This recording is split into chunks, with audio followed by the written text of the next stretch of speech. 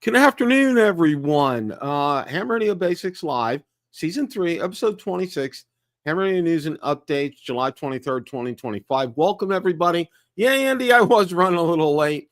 Work has been absolutely crazy lately, and that's what I'm going to say. Work has been absolutely crazy lately, but it's good to be with you guys this afternoon. It's always good to spend, and thank you guys for taking time out of your Wednesday to listen to my pontifications here over the airwaves, so to speak.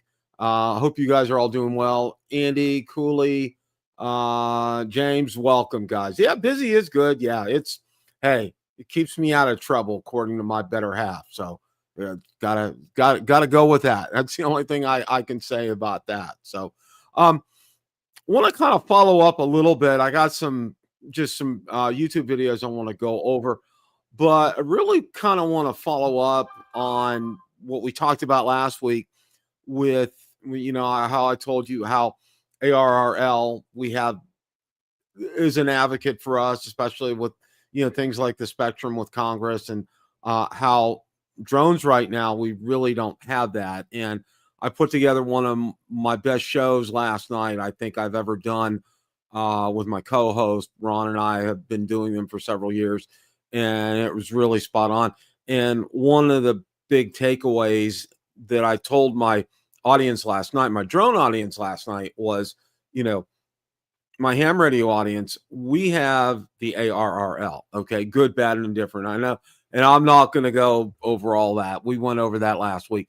But, I wanted to get them aware that we have an organization that represents us.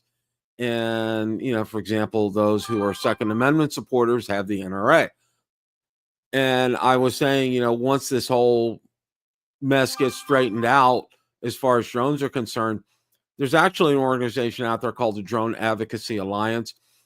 They actually have, and I know that one of the co-founders of it, and they actually have some pre-filled forms that you can go out and email your congressmen and senators about some of the issues that are going on.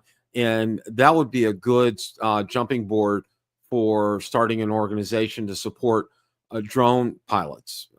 It's called Part 107. That's the license that we get when you're a drone pilot. Yeah, of course, you got to take a test and pass the test for that. But just kind of want to circle back and say we're very fortunate.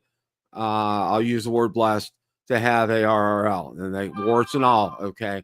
They're out there. They advocate for us. Can't say enough about that.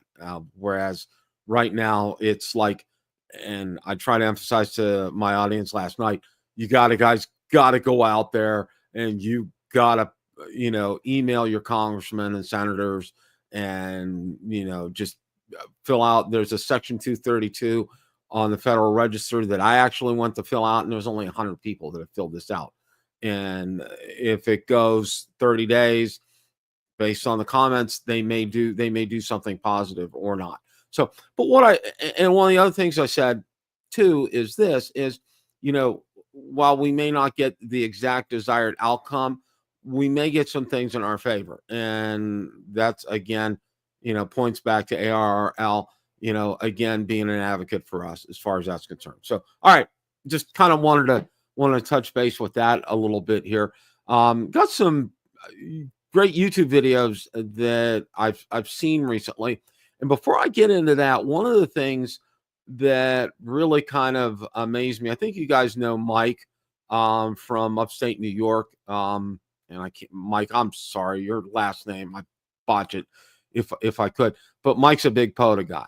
And one of the things I saw recently he's been doing, and maybe you guys are familiar with this or not, I know a number of people now are using the ICOM IC7300 is a POTA rig, and they're having a blast with it. And so I saw Mike was doing that on one of his recent videos, and I was like, wow. And he had it hooked up to a magnetic antenna on top of his Subaru, and he was getting some good signal reports with that. So that was very interesting. Very interesting. A lot of people, and I went out there and did some searching on YouTube, and there are quite a few people out there that do this. And they have their side rails you can get from some people out there, like out on Etsy, to be able to add to your 7300. Some people have now, one gentleman found a great case, not an Apache case, but a Pelican case that is absolutely perfect, and taking the foam out of there and putting that in there, even with the handles on it, and it works really well. So it's something else to consider when you're out there and doing POTA, which is real interesting. Of course, with something like that, your battery pack's not going to fit in your hand. Okay, you got to have a big Bioenno to take out there with you, but you're going to have some fun out there. Okay, 100 watts, yeah, go to town, have a big time. Yeah, that's what I got to say. So okay, all right, but yeah, 7300. I just found that to be very interesting out there, because I haven't seen a lot of people do something like that before. And because, for me, it's my 705, it's in my bag, boom, boom, boom, done, set up kind of deal. Okay. But for those times that you really want to do POTA on 100 watts, yeah, you'll punch through loud and clear. People will hear you. There won't be any issues with that. And I want to welcome everybody, I'm sorry, on X, on Twitter. And if you guys want to follow along in the chat, click on the link in the in the pinned post there, and so you can be able to join the chat with us if you'd like. We would love to have you guys on here. I think that would be fantastic. But be that as it may, here there's some videos that I want to go over here, and came across several ones, and it's like, sometimes you see them, sometimes you go bah, but several of the videos I ran into were pretty good. Now, there's a micro pocket SSB CW HF transceiver, handheld QRP 4-bander with built-in battery. All right. And it's the gentleman, and I OMET. He's over in Europe somewhere, and I've actually bought an antenna off him. Great guy. Did a fantastic review on this, and he played the audio for this as well too, and he tested it on a receiver where he could hear himself, and that was that was very interesting. He thought that maybe he was getting reports about people were hearing him, but there was some kind of waviness to it, and it wasn't 100%. I mean, people could hear him, but it wasn't garbled, but not 100% clear. And he thought maybe if he switched to a instead of the internal battery, a portable battery, he did, and he tried that, and it didn't work with that. And from what I understand, this has kind of been the problem with these radios. So it's an interesting review. I would go out there and take a look at it. It's something worth your while. It's something different. I mean, it's a handheld transceiver, micro transceiver, so with 4 bands on it. So, all right, moving on here. Of course, great video from TO here. And these RT95 radios got returned. 70 centimeters wasn't active on it, and I think it was, from what Steve said, he kind of crossed his fingers when he said it, had something to do with the fact that it was never activated via the software. So just absolutely, fantastic. Paul's a great guy. That's right, Andy. He really is. I like him. That's his name. I'm sorry. Thank you for bringing that up. I really like him, and he did a great review on it. He does very good reviews out there, and that would be something that I would check onto. But yeah, with this quick quality check, these units were shipping and 70 meters wasn't active, and was because of a software type of a thing. So Hopefully they'll be able to get that corrected here. Gotta love Mike. I absolutely love his videos. He said, he's heard reports. A lot of people have said the Yaesu FTX stinks on 40 meters. Well, he goes out there and he's on his FT891 in his SUV. He's pulling it through loud and clear. All right, 40 meters. No problems whatsoever. He did a POTA activation, and you could out in the middle of nowhere in a park, and he drove way off roads, and he had no problems, absolutely no problems. So, a lot of people say that, but in real life, he got to disprove that. So, again, he showed everybody that it does work and it works well. That is a fantastic antenna for vehicles. But you know what? Lately, I've seen a lot of videos here, and it's been real interesting. I've seen a lot of videos for people who've used it either like on POTA or at home at their home base. And I thought that's really interesting here because it does work very well.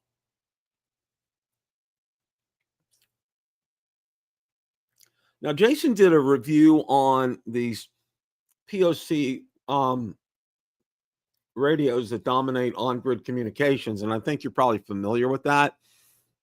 This is I would definitely recommend taking a look at this because I know several people that have tried these and they've had kind of mixed results with it. But Jason had some pretty good results here, so I would definitely this would be a video that I would definitely take a look at if you're interested in this type of a radio. Now, love Jason. One of the best things I think Jason does is these best of reviews. And he did a best of review of the best handhelds. Okay. And if you take a look at them, all right, they start out at around $300, $400 for like the Yaesu FT5D, and then go up to almost well over $700 for the Kenwood.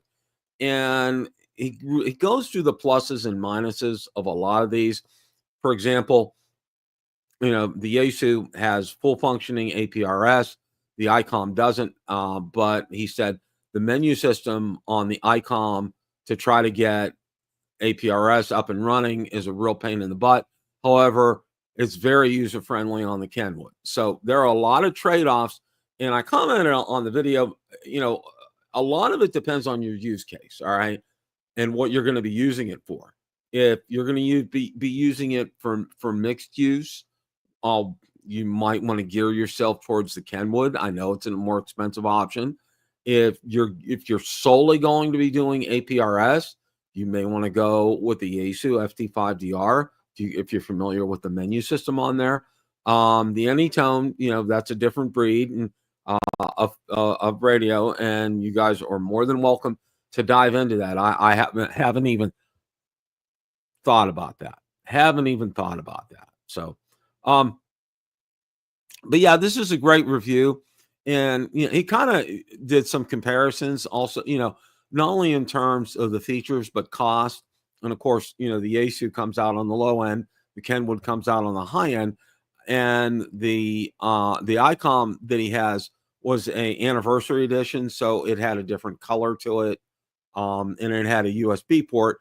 But he said, and it's the ID52. He said the ID50 also has a USB port as well on it too. So don't take that because because he got the upgraded model. That was one of the features, but it is on a lower model. It is on the 50D, I think, is the name of that model. So, but again, one of the things I think he really kind of emphasized and did it well. It depends on your use case. Okay.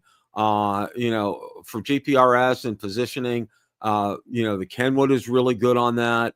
APRS, like I said, the Yaesu FT5D is really good on that. The ICOM is good as well too.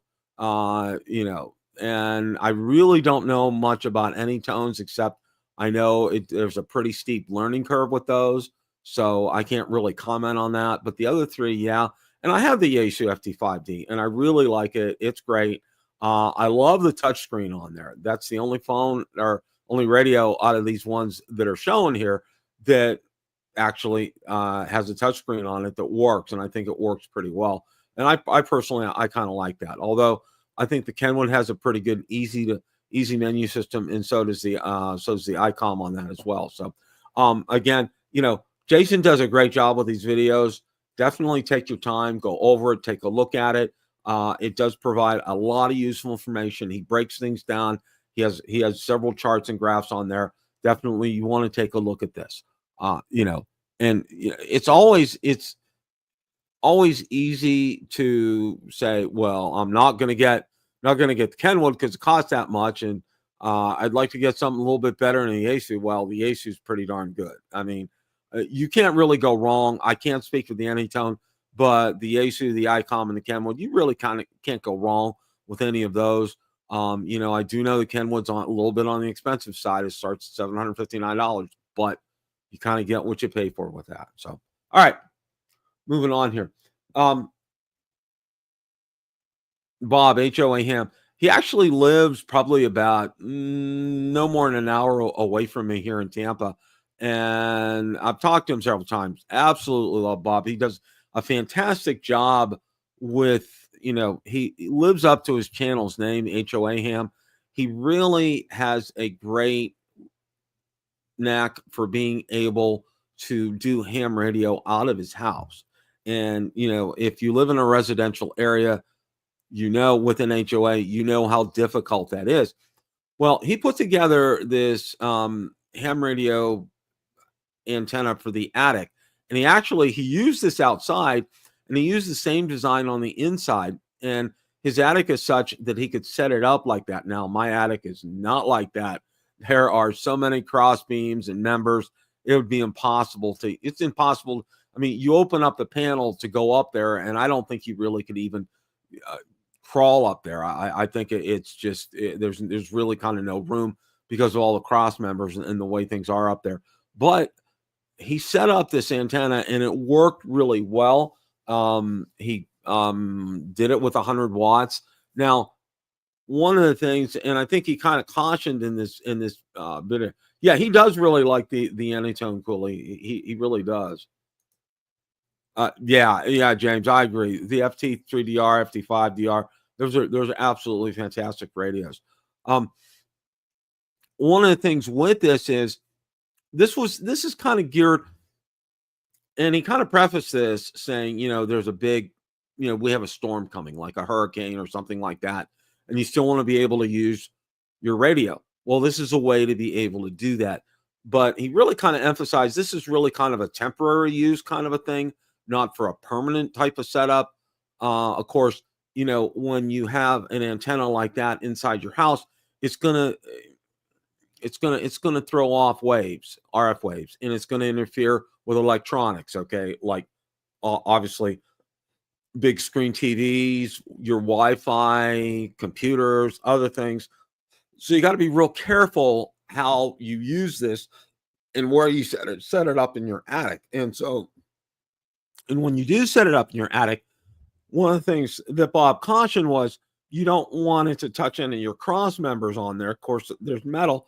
You want it to be kind of be freestanding up there. So, really, if you think about it, it's a great antenna for an emergency type situation, something that's not permanent, so to speak. Let's call it that, not permanent. I think that's probably a better choice up there. But he did a great job with that. And then following up on that, let's see if that's coming up here. Yeah. Okay. You can see, and Bob does great thumbnails here. Okay. We're allowed in our development to have a flagpole and fly a flag. Well, you can see right here, Bob uses his house and the flagpole to his advantage. He has an antenna. He has a CHA Micro or CHA Mini in a box outside the house, and it looks like a internet cable box or Wi-Fi cable box on the outside. But his CHA Mini is up there, and he runs it up to the flagpole, and nobody's the wiser for that, and it works very well.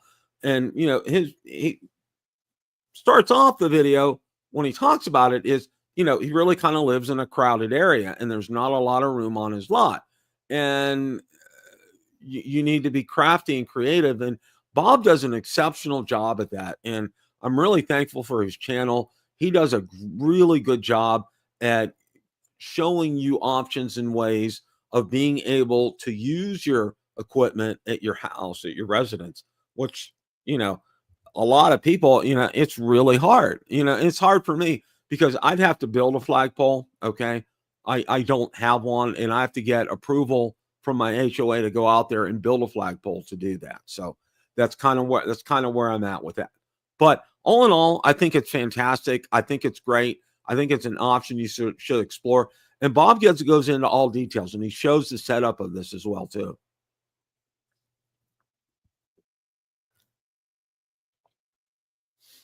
Hayden does a fantastic job, and I think I actually have a video very similar to this, like when I first started the channel, which ham bands work best, okay?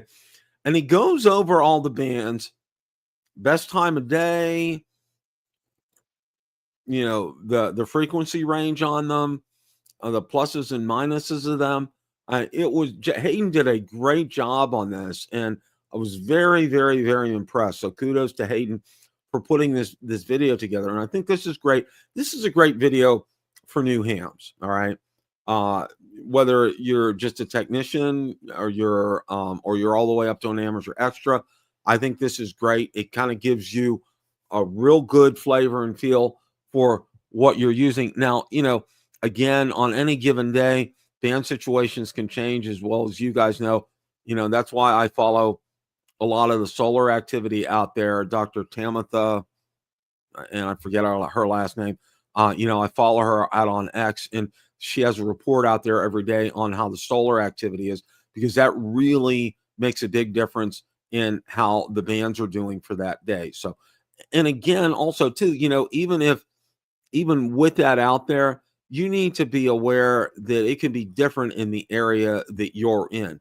For example, if you're out on the West Coast, you're out on the East Coast, you're south, if you're north, things could be different. The atmosphere could be different. And, as you well know from knowing your ham radios, from studying to get your licenses. Yeah, Dr. Tamala Scott. Thank you, James. Appreciate that. Yeah, Hayden is great, James. I absolutely positively love him. Oh, okay. Cool. That's cool. That's very cool. Yeah, Dr. Tamitha Scobb. Yeah, she does a fantastic job, and that's one of the places I go out to every day. And especially if I'm going to be playing radio, I go out there and I take a look at that to see where things are. And for the most part, down here, I'm finding things are hold pretty accurate is with the forecast that she puts out there for the day. So I do have a tendency to go out there and pay attention to that. So that's something you need to kind of be in tune with, especially if you're a new ham, is to be aware of what the band conditions are like for the day. And, especially, and you probably can get a good feel for it, especially if you're a member of a club in an area. And because I know a lot of clubs and a lot of areas will post daily messages out there on their webpage and say, 10 meters is jumping today, forget 40 meters, that kind of thing. They'll post something out there to let people know how the bands are. So, if your club is good enough to do something like that, that's golden. That's really good. And I wish the club that I belong to would do something like that, because I think it's really good, especially for the local area if you're jumping on. So, all right. Absolutely love this video from Jason here. Best 6 new ham radio antennas for 2025. And what he means by ham radio antennas, these aren't from, Chameleon or other manufacturers. These are all from individual hams that are putting out antennas out there. For example, Ed Fong. Everybody probably has an Ed Fong antenna, and he makes stellar antennas out there. One of the ones that really caught my eye, and it's out here, is the spool antenna. And I really like it. And I think that's probably something I'm going to look towards getting. It's super, super easy to set that up. I watched the video on the setup with that. Jason actually did a video dedicated to that. It's so easy to get that up and running, and the results are fantastic. And you don't need a tuner with it as well.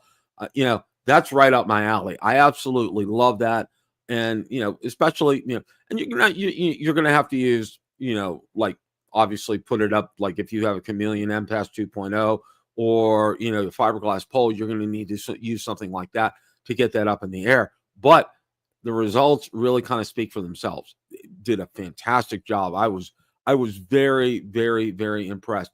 I think it's about $110, $120. I'm not exactly sure, but and he also Signal Stick is on there as well too, and a couple other ones. But these are really good because these antennas are all made by hams for hams, and I really like that. These aren't corporations that are out there, chunking out hundreds of these a day. These are individuals that are putting these together and having them for sale, and they really do a good job with things like that. So definitely, I think you want to check out this video. And Spooltena, I think, is something you should check out as well. I'm excited about it, and I think when I get the chance, I'm probably going to go ahead and order that. I think that's going to be a good one. And watch Jason also, like I said, does a video on it, and I would highly recommend that you guys watch that and take a look at that. I think that would be fantastic. Again, he did a really, really, really good job at that. One of the other things that I wanted to mention real briefly is Salty Walt. You guys know I love Walt, absolutely love him. And one of the things I get paid this week. One of the things that I'm going to do is I'm going to get his antenna book through ARRL. Everybody has said that I've talked to, it has just been, and it's just, you can tell it was written by Walt. Okay, it is simple, it's to the point, no fluff in it at all. Just it's really kind of a compilation of what he's done through the years on his videos, and so thankful that he put this together in a book for people to access. And it's so easy. Like I said, it's really, Walt is the epitome of keep it simple. Okay, he really does, and it works. All right, it just works. All right, he's just, and you can't help but love the guy. Absolutely love him. I'm going to get him on the show sometime. May have to do a pre-recorded broadcast because I know he works during the day like me. But just absolutely love him, his channel, what he does, and just the simplicity of things. And I told him, I said, you're right up my alley, Walt, because you do everything is simple, straightforward, to the point, no fluff. You get what you see. And he does, and he does a great job with that. So if you guys get a chance to, I would definitely recommend you get his book, because I think he does a great job with that. And everything I've heard from everybody has said you need to have bought that book yesterday. Okay, it's that good, and Walt does a great job on that. So that's all we got for today. I want to thank you guys for showing up, James, Andy, Cooley. Thank you guys so much, and all the rest of you that joined us as well today. Really kind of been quiet on the Yaesu FTX 1 front. Haven't really seen a lot this week, which I hope is good news. And I'm really anxious to see what some of these users are going to be like with some of these videos 2 and 3 months down the road after it's been released, and take a look what how the radio's been doing. Take a look and see how people that have set it up in their car, how it's doing in the car. With that new cable connection that's coming out next month in August, that Yaesu's putting that out there. And hopefully, all the firmware bugs will get resolved with this. Everything will be working. Of course, APRS is now working on it, which is good news. And I'm really anxious to see how that's going to be. I'm going to lay low on that for probably about a year. And if things look like they're going to work out, I may investigate looking at purchasing that. But I think one of the things with that as well too, and a couple people have reminded me, and a couple people who use it actually have told me that the menu system is Yaesu. Okay, and be mindful of that. Okay, and while I love Yaesu radios, I love Yaesu products, That's one thing I wish they would just, it kind of confounds me why they still, have to have this multi-level menu system on their products when keep it high level. And that's why, between, if I have my druthers, it's always ICOM, because it's, the 705, 7300, boom, boom, boom. You're there, you know what to do. And it's really, it's like rote memory. It comes right back. You don't have any problem with that. So, but I want to thank you guys again for tuning in today. James, it really is. I can't tell you how much. All right. And, and one of the guys, after I got my first license, told me, after I passed and got my amateur extra, he said, "Can I give you some advice?" I said, "Absolutely." And he said, "You know what? You can spend thousands of dollars on a rig, and you know what? You can hook it up to a $10 antenna and see the world." All right. And he said, it doesn't matter. Or, you can hook up $1,000 antenna to a $50 transceiver, so to speak, and do well with that as well. So he basically was saying, he says, if you're going to invest money in a good antenna. He said, you will reap the rewards for that. He's number one. And he said, number two, he said, if you can get a resonant antenna, all the better, because you won't have to mess around with tuning with it. And he's wise words. I really, really enjoy those words. I think they really, really kind of resonate with me to this day. So, that's why, when I go out there, I always try to make sure that I have a resonant antenna, or as close as possible to a resonant antenna. And, I don't have to mess around with tuning. And I love that. I absolutely, James, absolutely. Like I said, you can have that new ICOM rig out there. It's what, $8,000-9,000. The one that came out last year that has every bell and whistle and conceivably known to man and some. But you know what? If you have a crappy antenna on it, it's not going to do squat for you. You got to have a good antenna. You absolutely have to have a good antenna. So that's it for today, guys. Want to thank you guys all so much for tuning in. I'm going to be ramping up some more content in the fall here, so stay tuned. And my retirement date's going to be approaching. So lucky, all you guys are going to be very lucky, because you're going to see a lot more of me on the channel once I do retire. We're going to get out there. I got so much lined up that I want to do. I'm so excited for some things. Going to be testing a lot of HTs. We're going to be doing that. Going to be testing a lot of antennas, which it's one of my passions. I love antennas. I'm really considering getting a 7300 for the field, and maybe going to go out there and do that. So I'm looking forward to it. It's going to be great. So, oh wow. Okay. That's great, Paul. That's absolutely great. That's fantastic, James. That is absolutely fantastic. Guys, have a great rest of your week. As always, it's a great day to make a QSO. 7 3s, everybody. Have a great rest of your week. Take care, everybody.